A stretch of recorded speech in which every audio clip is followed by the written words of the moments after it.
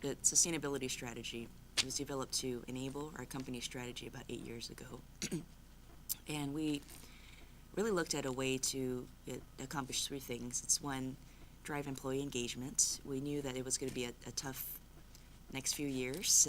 This was pre-market tanking, and the business was flattening out, and we knew that we needed to engage our line-level employees, so heavily driven on that.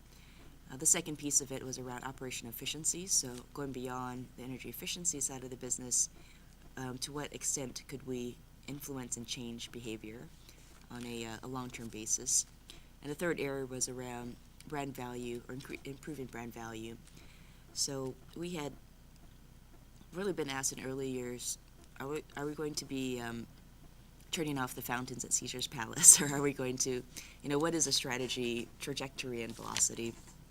And it was really meant to be a best-in-class approach, to be a very business-centric response to sustainability. Code Green is actually a brand name of our environmental sustainability strategy. So we have long-term 10-year goals around energy, water, and waste, but we also have a less usual approach to it, where we have targets on guest influence. So to what extent does Code Green influence where a guest plays or stays? We also have targets on employee importance and behaviors as well. I think the interesting piece is, how do we continue to engage employees at the grassroots level? So the strategy also entails incentives to get employees to take Code Green into their homes. So we reward them on improving energy, water, or waste measures at home. Over the past several years, we've contributed about $100,000 worth of credits so that employees can bank in exchange for vacations or other things to incent them and reward them for doing audits and other things at their house. Performance at least on the environmental side, it's a lot clearer than the social side.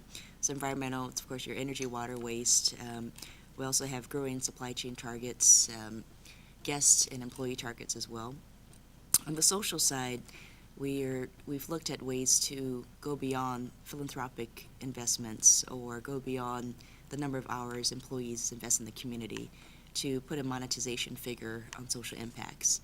So we've included key areas such as taxation, mandated giving, employee benefits into this monetization figure, and measured us against the average U.S. company.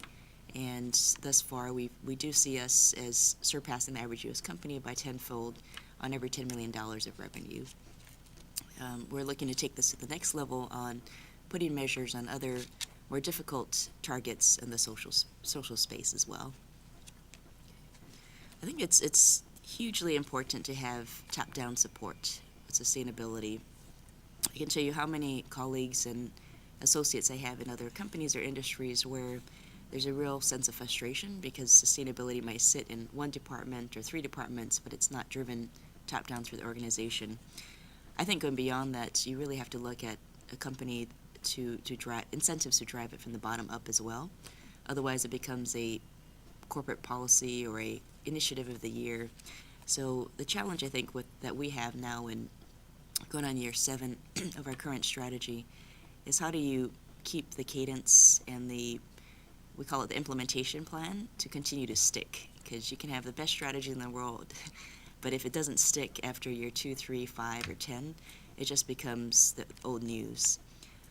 We've shifted our resources to bring on new corporate support to focus on property performance, for Code Green audits, for employee engagement.